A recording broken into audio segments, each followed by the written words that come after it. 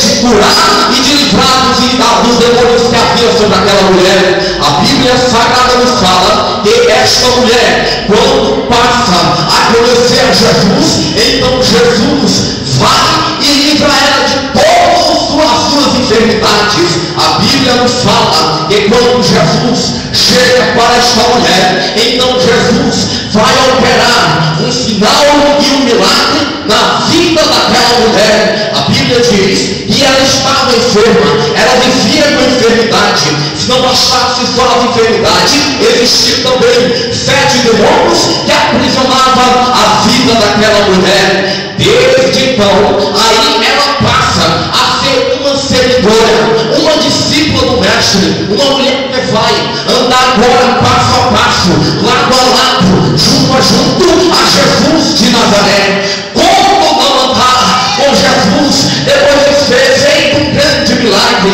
Como não estar ao lado do Mestre depois de um grande milagre? Mas a Bíblia ainda me leva muito longe e me vê eu caminhando pela Bíblia Sagrada e olho para o profeta Isaías profetizando lá no capítulo de número 53 acerca daquilo que Jesus teria que passar para poder lá na frente ele realizar e fazer muitos milagres nas nossas vidas.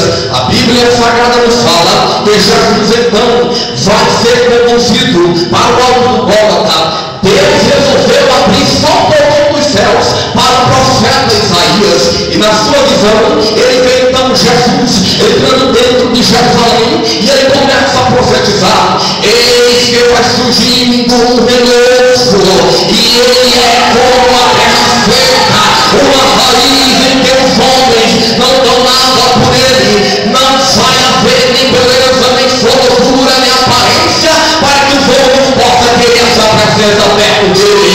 Mas tem uma coisa: este mesmo homem, sem beleza e sem aparência, sem nenhuma formosura para que os homens venham desejar, ele vai carregar sobre os seus ombros o castigo da maldição.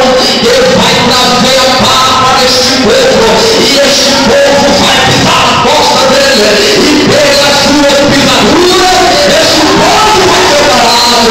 Quem foi parado, quem foi parado, quem foi, só quem foi parado pelas suas pisaduras, nós fomos sarados. Aleluias!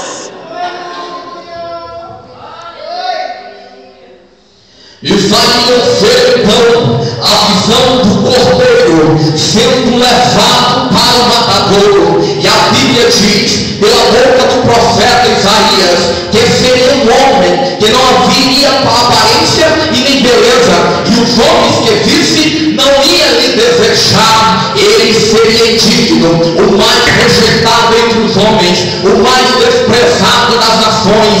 Ele seria castigado, traspassado e moído pelas nossas transgressões, moído pelas nossas enfermidades, mas o castigo que estava sobre ele traria a nossa paz. A Bíblia fala, Deus, através do profeta Isaías, que Jesus então vai ser conduzido para o matadouro. A Bíblia afirma que ele seria desprezado, rejeitado, humilhado. Ninguém ia dar nada por ele, mas ele ia dar tudo pela humanidade. Meu Deus do céu, Jesus, ninguém ia dar nada por ele, ninguém queria vê-lo, mas ele mesmo assim resolveu seguir aquilo que o Pai lhe enviou. A Bíblia nos fala pela boca do apóstolo Paulo, lá na carta aos Filipenses, capítulo de número 2, e verso de número 5, o apóstolo Paulo vai falando: de sorte que haja em vós o mesmo sentimento que houve em Cristo Jesus, que mesmo na forma de Deus não teve por usurpação ser igual a Deus, mas esvaziou a si mesmo, aniquilou a si mesmo, tomando a forma de homem, e na forma de homem ele foi obediente até a morte, e morte de cruz. Mas desde que Deus viu o seu sofrimento,